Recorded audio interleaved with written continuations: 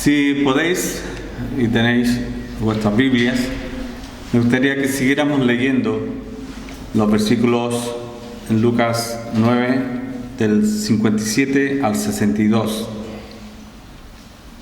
Lucas 9, del 57 al 62. Dice así: yendo uno de ellos le dijo en el camino: Señor, te seguiré a donde quiera que vayas. Y le dijo Jesús: las zorras tienen guaridas y las aves de los cielos nidos, mas el Hijo del Hombre no tiene dónde recostar la cabeza.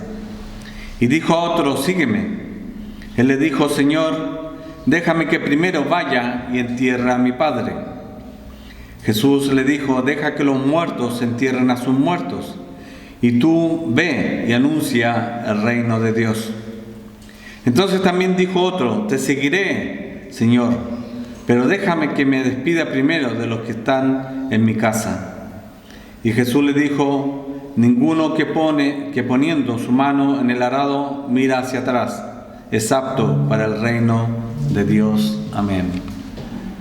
Una vez más, Señor, venimos delante de tu presencia y lo hacemos en ruego, en súplica, Señor, que al ser leída tu palabra, sabemos que es una palabra viva, eficaz, una palabra que penetra y discierne hasta los pensamientos. Te ruego humildemente, Señor, que tú estés ya hablando a cada corazón, Señor. Tú que nos conoces, tú que nos sabes cómo somos, sabes incluso lo que pensamos, Señor, y por lo tanto te ruego humildemente en esta tarde, en esta mañana, Señor, que tú nos estés guiando en tu palabra, que tú pases delante, Señor, y que sea tu nombre enaltecido, glorificado, y podamos hacerla nuestra, Señor, y que glorifiquemos tu nombre con tu palabra también, Señor. Gracias te damos porque todavía tenemos la libertad de hacerlo, Señor, y que podamos seguir por mucho tiempo, incluso hasta cuando tú vengas. Ojalá podamos seguir pregonando tu palabra, tu mensaje de salvación, Señor. Ayúdanos y guíanos, Señor, que te lo pido y te lo ruego, en nombre de Jesús, nuestro Señor y Salvador. Amén.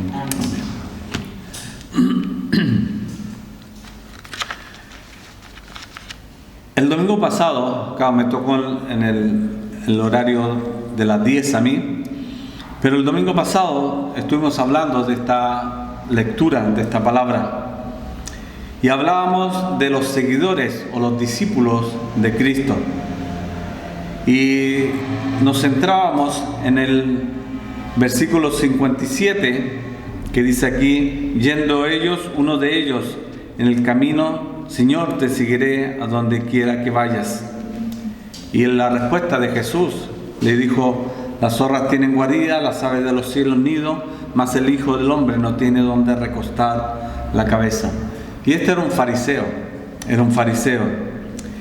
Y realmente este fariseo, para que podamos entrar en los dos siguientes personajes, y este fariseo era una persona que tenía una actitud buena, un deseo bueno de seguir al Maestro.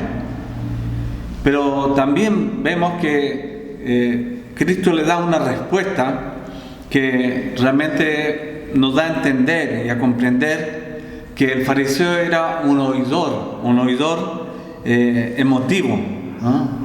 De compasión. ¿Por qué? Porque pensemos que los fariseos eran gente preparada, era gente que leía, exponía la ley, eran maestros, muchos de ellos eran maestros que exponían la ley de Moisés y la defendían. Yo decía el domingo pasado, que ellos, dentro de su conocimiento, ellos defendían la verdad de la ley mosaica.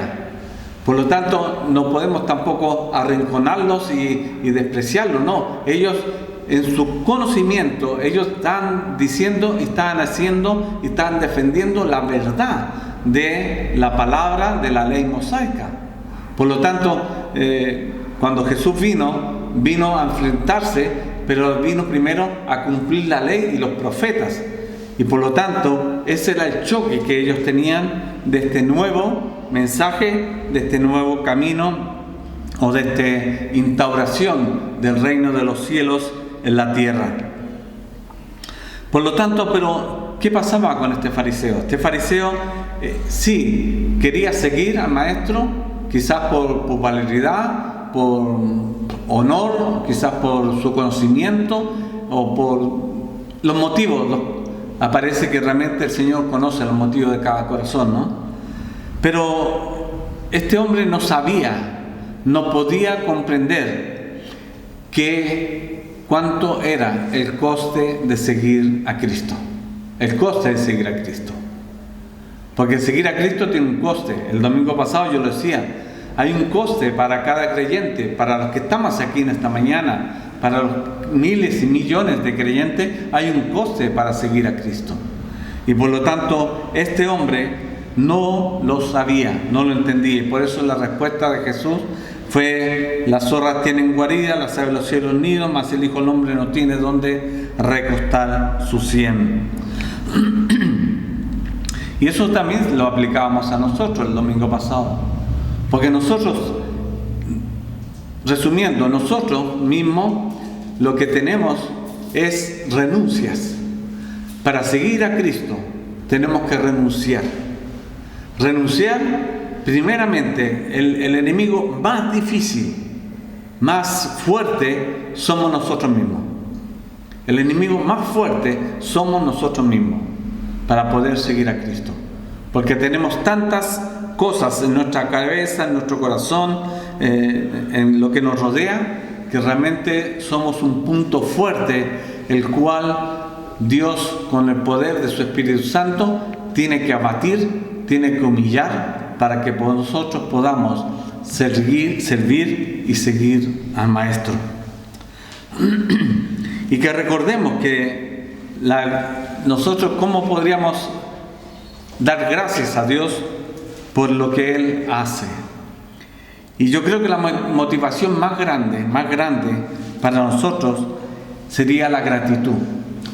La gratitud de aquel que se fijó en nosotros, de aquel que puso los medios para que nosotros alcanzáramos salvación y vida eterna, y de aquel que se humilló hasta la muerte y muerte de cruz para poder reconciliarnos para con Dios.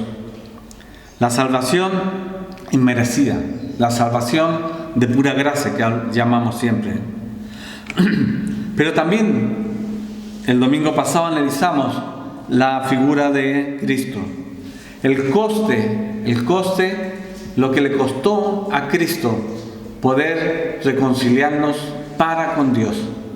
Porque Él fue el único medio, el único equivalente en sacrificio para que Dios accediera a perdonarnos a nosotros por la ofensa hecha en el principio del tiempo.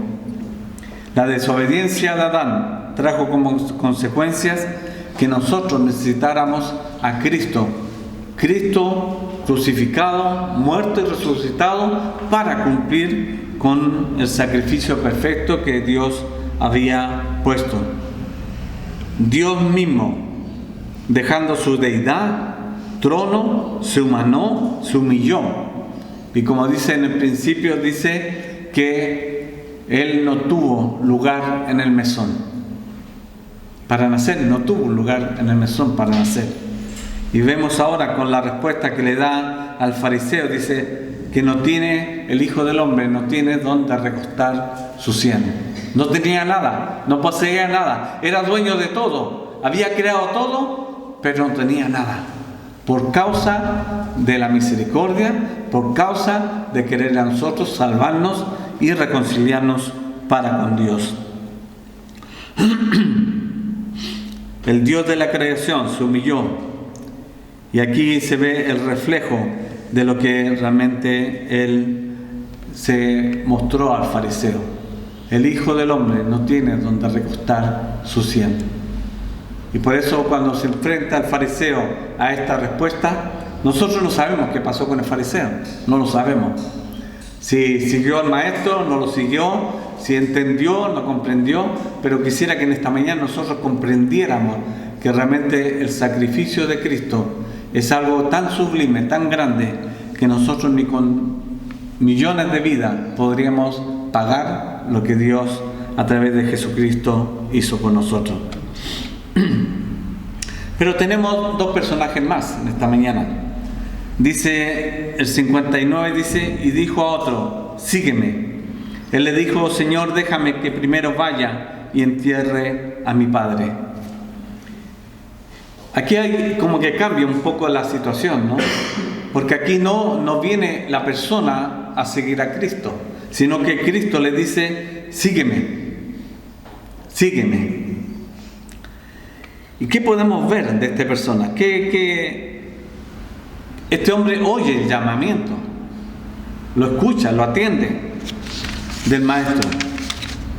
Pero la situación, ¿cuál? Él pertenecía al grupo de los que estaban siempre rodeando a Cristo. En sus desplazamientos, en un otro lugar, él estaba impactado por las palabras de Cristo, por la obra que estaba haciendo, y él quería escuchar y a la vez compartía con otras personas lo que había escuchado de lo que decía Jesús.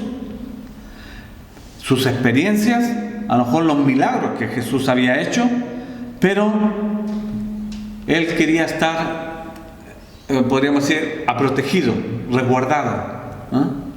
Por eso cuando Cristo le dice sígueme, hubo una reacción quizás natural en el ser humano, que inmediatamente nos ponemos a la defensiva. Nos ponemos a la defensiva, ¿no? ¿Tú quieres ser cristiano? Espera, te invito a la iglesia.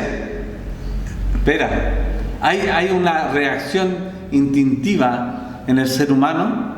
¿Por qué? Porque la lucha está dentro del mismo ser humano. Hay una naturaleza, hay un espíritu que está muerto para poder comunicarnos con Dios. Y necesitamos el Espíritu Santo de Dios en la vida de las personas, el cual reaviva, el cual da vida en la vida del hombre natural, para que pueda entender y comprender y aceptar la invitación del Señor. Analicemos un momentito esto. Dice, Señor, le dice, Señor, deja que primero. Tenemos aquí quizás una contradicción, podríamos decir, ¿no? Porque le dice, Señor, ¿qué es lo que pasa con esto? Que hay un reconocimiento. Sabe que es el Maestro, sabe que es el Señor que le está hablando. Pero a la vez también es una contradicción con él mismo, porque le dice, deja que primero. O sea que él está colocando lo de él primero, no el llamamiento de Jesús. Entonces, en esa contradicción en la que también nosotros podemos ver la situación personal de los seres humanos. El ser humano de por sí no quiere a Dios, rechaza a Dios. ¿Por qué? Por la consecuencia del pecado. Pero también analicemos también qué pasaba con él, cuál era su prioridad. ¿Qué decía? Él le dijo, Señor, déjame que primero vaya y entierre a mi padre. Hombre, esto es algo humano, algo lógico, algo que realmente nosotros mismos en estos momentos, si estuviéramos en una situación así, le daríamos una prioridad, le daríamos un primer plano, porque es algo que es nuestro, consanguíneo, y por lo tanto, ¿qué es lo que haríamos? ¿Cuál sería nuestra reacción? Yo creo que sería la misma que este hombre. Deja que primero vaya y entierre a mi padre, a mi madre, o a mi hijo, a quien sea, que sea cercano nuestro. Entonces el planteamiento que hay aquí en esta mañana es que realmente lo que pide el Señor a este hombre realmente es algo lógico. La respuesta del hombre a la vez es algo lógico, algo aceptable. Entonces, ¿cuál es la lucha? ¿Cuál es la pugna aquí? Deja que primero. Sí había una intención de seguir a Cristo. Le admiraba, le seguía este hombre. Pero había algo que era más importante que seguir a Cristo. Y yo creo que si cada uno damos una opinión aquí en esta mañana, yo creo que muchos diríamos lo mismo. Señor, pero lo primero es ir y enterrar a mi padre, que es algo, un privilegio, es un deber, es una obligación. Pero ¿cuál es la clave de esto? ¿Cuál es la clave? En la respuesta que da Cristo a este hombre, dice: deja que los muertos entierren a sus muertos y tú ve y anuncia el reino de Dios. La respuesta que da Cristo aquí es una respuesta, podríamos decir, no humana casi, sino que una respuesta espiritual, porque hace la traslación inmediata de que un seguidor de Cristo, un hombre que vive la pasión de servir al Maestro, de seguirle, tiene una vivencia espiritual con él. Y por lo tanto, ¿qué es lo que iba a hacer el individuo? Y él iba a enterrar a su padre. No sabemos si su padre era, por lo que se supone, por la respuesta de Cristo, se supone que no era creyente, no era seguidor de Cristo. Y cuando le dice: deja que los muertos entierren a sus muertos, vemos que realmente, como podríamos decir, deja que los que no son creyentes o no son seguidores míos entierren a los que están en esa situación. Suena difícil de asimilar, ¿no? Suena difícil de asimilar. Pero realmente la enseñanza que nos da aquí es que realmente Cristo conoce hasta la intención del corazón. Lo decía el domingo pasado también con el fariseo. Dios conoce hasta la intención de nuestros corazones, de nuestros pensamientos. Entonces, Él quiere protegernos. Él quiere ayudarnos a que nosotros tengamos una visión clara de lo que es seguir al Maestro. Dice un comentarista, dice, la respuesta a Jesús es sorprendente y aún hoy en día lo es. Jesús habla de un trasfondo espiritual, Deja que los que están espiritualmente muertos entierren o se encarguen de los suyos. Si miramos así, también tiene su lógica. Cristo está protegiendo a este seguidor, lo está arropando. ¿Por qué? Hay cuatro motivos que podríamos colocar, ¿no? Él conoce hasta la intención del corazón, como decía. Los actos fúnebres no servían de mucho para el crecimiento y edificación espiritual. Eran ruidosos, lamentaciones excesivas, hipócritas.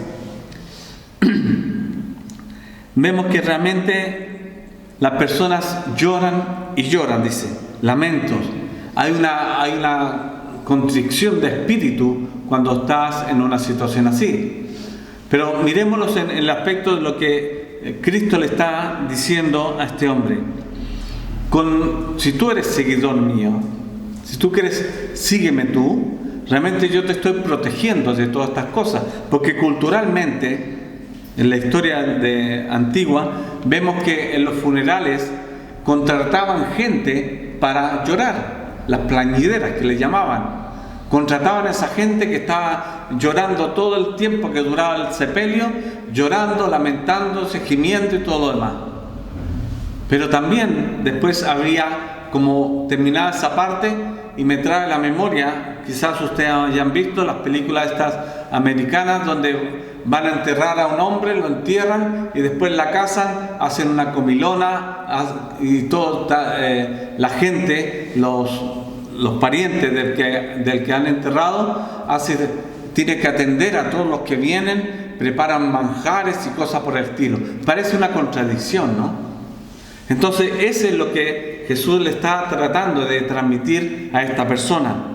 Que realmente el hijo, por ejemplo, cuando vemos la historia en Lucas 8, la hija de Jairo, ¿qué hizo Jesús? Estaban las plañideras llorando que la niña había muerto ya y todo lo demás, y estaban llorando y haciendo gran alboroto. ¿Qué hizo Jesús? Cogió todo fuera y ¿qué dijo? No lloréis, no hagáis escándalo. la niña duerme, le dice. La niña duerme. O sea, ese es el poder del conocimiento de Dios, que Él conoce nuestros corazones, nuestra intención del corazón, y por lo tanto lo que hace es protegernos de todas las cosas que nos acontecen. Jesús quería librar a este aspirante de esta agonía. Quería que él recibiera bendición, que fuera de bendición para otros, a pasar más tiempo con Cristo, fortaleciendo su fe y proclamando el reino de Dios. Y lo anuncia: deja que los muertos entierren a sus muertos, y tú ve y anuncia el reino de Dios. Como indica Mateo 8:18 también, que la vez pasada lo leíamos, que hay una pequeña como diferencia de ubicación. Ahí en Mateo 8:18 Jesús le dice a todos que embarquen en una barca para ir al otro lado, para poder escapar un poco de la presión de la gente. Ya Jesús le había dicho, en esa lectura había dicho a sus discípulos que se tenían que subir a la barca e ir al otro lado. Y si este aspirante quería estar con Cristo, debía tomar una determinación. Y las determinaciones, hermanos, son personales. Las determinaciones son personales. Si Cristo, por la fe, hace un llamado a la persona, el llamado es irresistible, ¿no?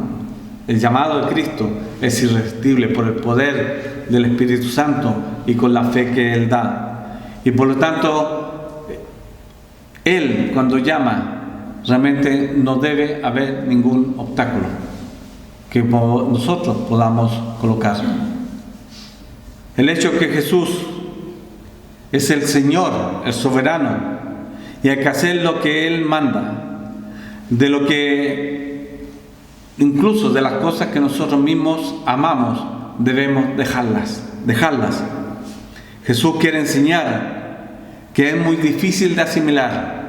Esto es importante, que es muy difícil de asimilar, que los seguidores de Cristo Jesús y su reino cortan los lazos familiares terrenales por los lazos que son espirituales y miembros de la familia del reino de los cielos.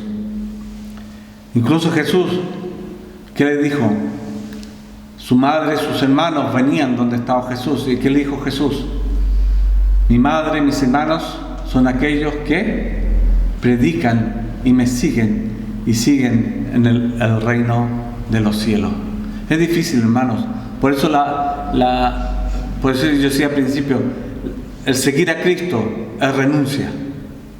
Es renuncia. El que no dejare padre, madre, hermanos, hijo, por causa de mí, de mi nombre, no es digno de mí. Si entra una persona inconversa, y quizás para nosotros mismos en esta mañana es duro, pero ¿qué pasa con Cristo? Es tirano, podríamos poner montones de calificativos para lo que dice Jesús en su palabra, pero realmente lo que quiere Él es que la prioridad, toda la preeminencia sea de Él y para su gloria. Y si nosotros somos hijos de Dios, si somos seguidores de Cristo, tenemos que tener esto presente. Eso de la familia, cuando Cristo habla, es en Lucas 8:21. Mi madre y mis hermanos son aquellos que hacen la voluntad de mi Padre que está en los cielos. Pero también en Efesios 3:14, también es interesante que podamos mirarlo. Efesios 3:14 y 19. Dice: por esta causa doblo mis rodillas ante el Padre de nuestro Señor Jesucristo, de quien toma nombre toda familia en los cielos y la tierra, para que os dé conforme a las riquezas de sus glorias el ser fortalecido con poder en el hombre interior por su Espíritu, para que habite Cristo por la fe en vuestros corazones, a fin de que arraigados y cimentados en amor, seáis plenamente capaces de comprender con todos los santos cuál sea la anchura, la longitud y la profundidad y la altura, y de conocer el amor de Cristo que excede a todo conocimiento, para que seáis llenos de toda la plenitud de Dios. Hay una separación. Hay una separación. Estamos en una familia y entramos en otra familia donde quien gobierna, quien dirige es el Señor. Y por eso dice, pues doble mis rodillas ante el Padre de nuestro Señor Jesucristo, de quien toma nombre toda familia en los cielos y en la tierra. Es difícil, es difícil. Jesús, vemos que realmente es difícil, hermanos. El coste de seguir a Cristo es difícil. Por eso tenemos que estar agarrados, afianzados de su mano, no separarnos de Él y de su palabra, porque es la que nos sustentará y nos guiará. Pero hay otro personaje aquí, el versículo 61. El 61 dice bien claro: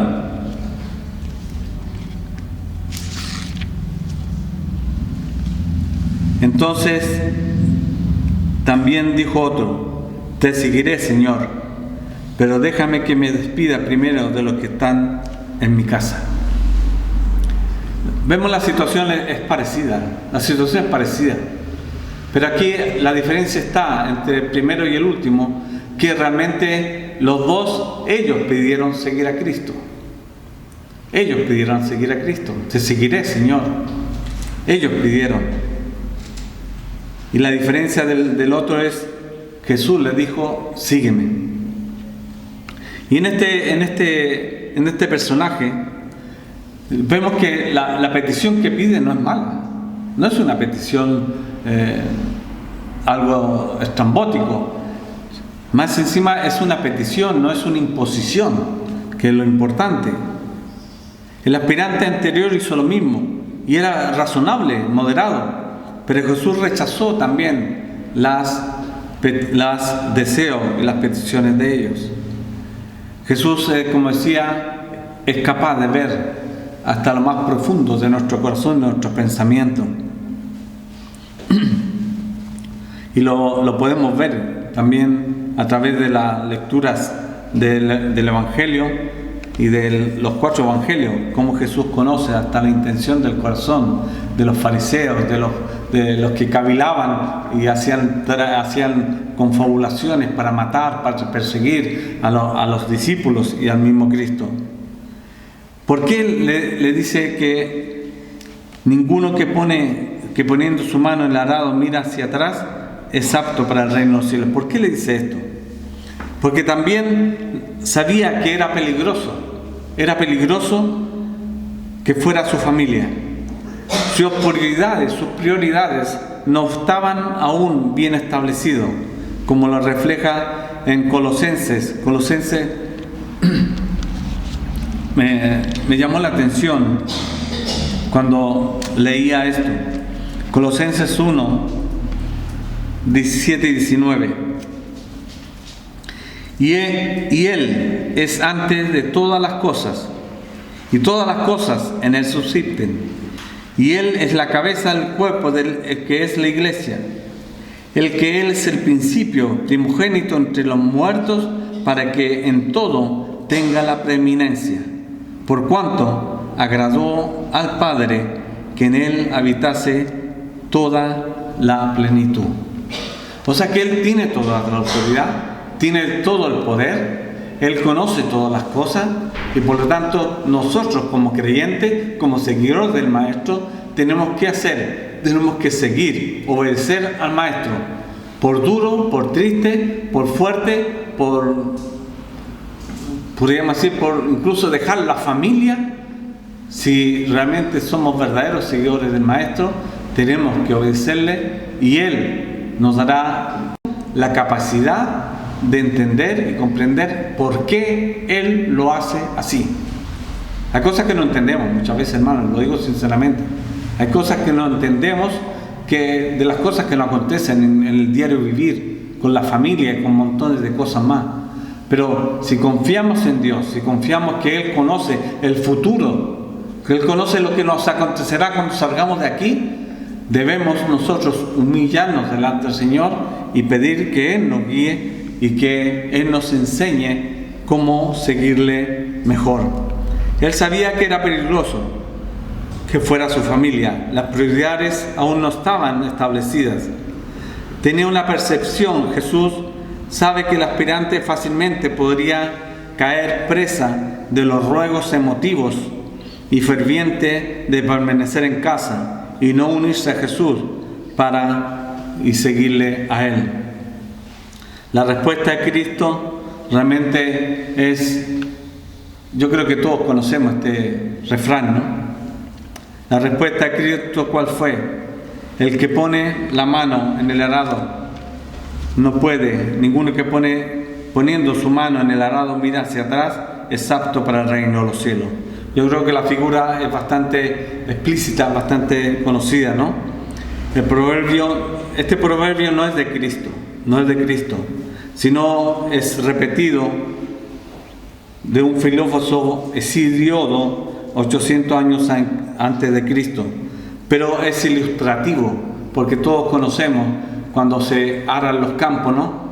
Que ven, si el que va dirigiendo no se fija dónde va, no tiene un punto de referencia, realmente en vez de un arado le sale un puzzle, ¿no? Le sale un puzzle, ¿no? Pero la repercusión que tiene realmente es impactante, porque realmente no podrían sembrar nada si siguiera este camino. La lógica, ¿cuál es? Es que este personaje se detenga, pueda pensar, analizar. ¿Realmente quiero seguir o no quiero seguir? Si quiero seguir, debo enmendar el error. Y para poder enmendar el error, debo poner mi vista en un punto, en una referencia. Y en el caso como creyente, nosotros debemos tener el punto, la mirada puesta en el Hacedor, el Consumador de la fe, en el Maestro, el cual debemos seguir sus pisadas siempre, día, noche, en todo tiempo. Llueva, truene, tengamos problemas, no tengamos problemas, debemos seguir al Maestro. Debemos seguir al Maestro. No se puede tener diferentes puntos de referencia. No podemos tener muchos puntos de referencia, porque si no equivocaremos el camino, erraremos el camino y no le daremos la honra y la gloria que le corresponde a Dios. Porque ¿cuántas veces hemos dicho, ¿para qué hemos sido creados? ¿Para qué hemos sido creados? Para gloria y honra de nuestro Dios. Para su gloria hemos sido creados. Por lo tanto, hermanos, espero que el Señor nos ayude en esta enseñanza. Hemos visto la evidencia que ha pasado en la misma historia bíblica. El pueblo de Israel, ¿qué pasó cuando Elías se enfrenta a los profetas y a todos los de Baal? ¿Qué le dijo a la gente? ¿Hasta cuándo claudicaréis? ¿Hasta cuándo? Si Baal es vuestro Dios, seguidle. Pero si Jehová, Dios, es vuestro Dios, seguidle. No podéis estar con dos caminos diferentes. Le dio la oportunidad. Elías le dio la oportunidad. Y le mostró realmente el camino. Y dijeron, todos guardaron silencio. Dice la palabra en Primera de Reyes 18:21, si queréis verlo después. Guardaron silencio, porque estaban confundidos, se habían apartado de Dios. Pero ¿cuál es la vivencia óptima? Podríamos decir, la vivencia óptima, que realmente espero que sirva para nosotros también en esta mañana. Realmente en Filipenses, yo creo que lo sabemos de memoria, ¿no? Filipenses 3, 13 y 14, ¿qué dice? Hermanos, Yo mismo no pretendo haberlo ya alcanzado, pero una cosa hago, olvidando ciertamente lo que queda atrás y extendiéndome a lo que está delante, prosigo a la meta, al premio del supremo llamamiento de Dios en Cristo Jesús. Amén. Realmente es un desafío, hermanos. Es un desafío. Nosotros no lo hemos alcanzado. Lo alcanzaremos cuando estemos en el reino de los cielos. No lo hemos alcanzado todavía.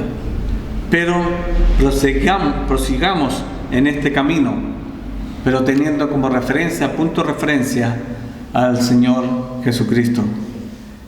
Pero aquí continúa diciendo Cristo aquí: aquel que no sigue el camino, aquel que no sigue la huella del arado, aquel que no sigue al Maestro, dice, no es apto para el reino de los cielos. No es apto. ¿Y nosotros lo somos? Ojalá que por gracia y por misericordia nosotros podamos seguir al Maestro. La expresión no es apto para el reino de los cielos tampoco no se refiere a la salvación, porque el que es salvo, el que ha sido lavado, redimido por la sangre de Cristo y que está escondido en el hueco de su mano, realmente no se perderá. La salvación no se pierde, porque la salvación no nos pertenece a nosotros, le pertenece a Dios. Él la ha dado por pura gracia, como decíamos al principio. Él la ha dado por pura gracia. Aquí está haciendo énfasis en el servicio a Dios, el servicio en su obra. Si Dios te ha contratado a ti, si Él te ha contratado, Él es tu jefe, Él te manda, tú tienes que hacer la obra que Dios te ha mandado. No queda otra opción. Por algo el Señor te ha contratado. Tienes que entrar en el servicio del reino de los cielos en la tierra. Y toda nuestra idoneidad, toda nuestra capacidad, todos nuestros dones están en las manos de Dios, y Dios los usará de acuerdo a su misericordia, su voluntad y a sus propósitos, no a los nuestros. Nosotros somos instrumentos, dice la palabra, instrumentos en las manos de Dios.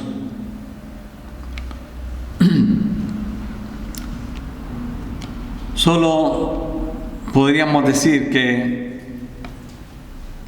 incluso la obra que hacemos nosotros es la resultante de la obra que el Señor ha hecho en cada corazón. Debemos pensar en la persona del Señor Jesucristo y hacer nuestra este desafío que Él cumplió el plan y el propósito desde el principio de los tiempos. ¿Por qué? Porque nos amó y lo cumplió hasta el final. ¿Qué dijo Jesús? Pase de mí esta copa, no como yo quiera, sino como tú quieras, oh Padre. Y si nosotros estamos en esta situación, que pasemos la copa de acuerdo a lo que Dios tiene para cada uno de nosotros. La figura de la persona del Señor Jesucristo es hacer nuestra la obra del Señor Jesucristo, hacer nuestra. Y el domingo pasado yo decía, el maestro no es más que el discípulo, o sea, el discípulo no es más que el maestro. Si a él lo escupieron, si a él lo negaron, si a él lo despreciaron, ¿qué puede haber para nosotros?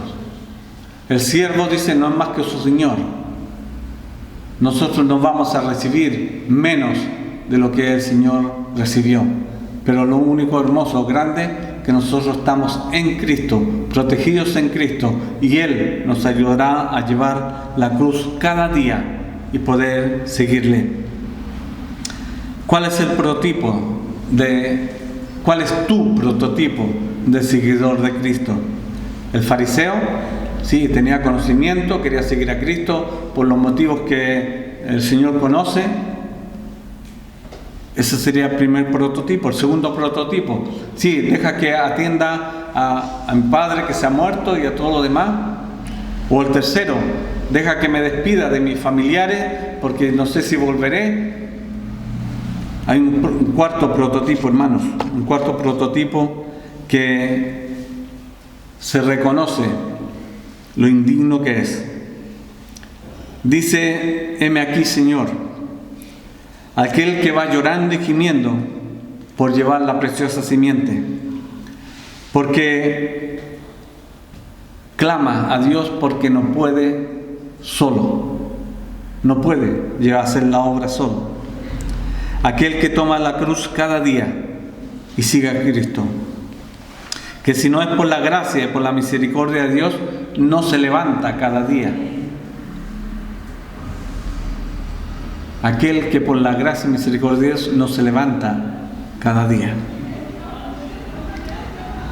No tiene nada que traer, solo un corazón contrito y humillado, esperando la misericordia, que son nuevas cada día, la misericordia de parte del Señor. Ayúdenos el Señor a poder esta carga que tenemos nosotros. Cada uno podemos tener una carga, a lo mejor diferente, parecida. Todos tenemos una carga. Ojalá podamos hacerlo, poner las cargas delante del Señor. ¿Qué dice Jesús? Echa sobre mí tu carga, que yo te la llevaré. El ofrecimiento del Señor está ahí, presente. No es ayer, no es hace poco, es diario, es cada día. Echa tu carga sobre el Maestro, que Él te la llevará. Más encima te ofrece que estarás todos los días hasta el fin del mundo. Para ser un siervo, un soldado, un discípulo de Jesucristo, yo creo que tenemos que tener presente todas estas cosas. La vida del creyente es renuncia, es renuncia. En 2 Timoteo 2, 20, 21 dice: así que si alguno se limpia de estas cosas, será instrumento para honra, santificado, útil al Señor y dispuesto para toda buena obra. Cuando el Señor, a través de Timoteo, nos dice, de la carta de Pablo a Timoteo, dice esto, es que nosotros tenemos que mirarnos y que el Señor nos limpie, nos use y que sea para su gloria y su honra, hermanos. Hay un desafío, y ese desafío es analizarnos a nosotros mismos y ver en qué situación estamos delante del Señor. ¿Qué estamos haciendo en su obra? ¿Estamos de adorno? ¿Estamos, como podríamos decir vulgarmente, calentando un asiento? ¿Qué estamos haciendo? El Señor demandará, hermanos. El Señor demandará a cada uno, a cada uno. Y por eso, a la luz de esto también, por eso insistimos en la invitación, en la comunión los unos con los otros, en las reuniones, los medios de gracia. Todo esto, hermanos, ayuda a que podamos tener nuestra vista puesta en el hacedor y el consumador de la fe. Que el Señor a cada uno siga hablando. Todos somos necesitados de Él, todos le necesitamos. No creas que por yo estar aquí no le necesito más todavía. Así que por lo tanto, hermanos, en esta mañana que el Señor sea glorificado y Él añada su bendición a cada uno de nosotros. Amén. Dios de misericordia, te damos gracias. Te damos gracias esta mañana por tu palabra. Sabemos que, como decía, tu palabra es viva y eficaz. Tu palabra hace vida y renueva y sustenta, fortalece. Y te pido esta mañana, Señor, que tú sigas hablando a cada corazón, que podamos mirarte a ti por sobre todas las cosas, Señor, y redimamos el tiempo, porque los tiempos son difíciles y no sabemos cuándo tú vendrás, pero que estemos preparados, Señor, y podamos darte a ti todo lo que, porque tú eres todo, ¿no? Nosotros, Señor, tú eres dueño de todo y de todo lo que tenemos, Señor, y por lo tanto, Señor, te pedimos misericordia y tu ayuda para andar en esta vida aquí en esta tierra, Señor. Acompáñanos, dirígenos, susténtanos y que podamos testificar a otros de que todavía hay misericordia, que todavía hay salvación, que todavía están las puertas de la misericordia abiertas y que sea todo para tu gloria y tu honra. En Jesús lo pedimos todo. Amén.